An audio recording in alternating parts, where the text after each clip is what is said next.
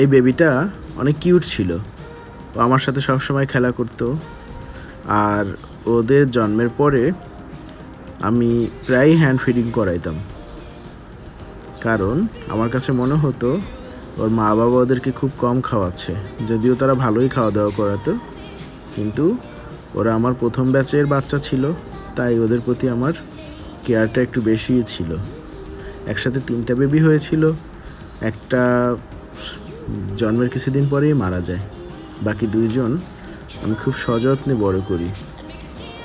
আর একটা সময় ওরা আমার হাতের উপরে বসে বসে এভাবেই খেতে থাকে। কিন্তু দুর্ভাগ্যবশত অথবা সৌভাগ্যবশত ওরা একদিন খাঁচা খোলা পায় এবং মুক্ত আকাশে উড়াল দেয়। তারপরে আর ওদের সাথে কখনো আমার দেখা হয়নি। আশা করি যেখানেই আছে ভালো আছে। দেখেন কি সুন্দর করে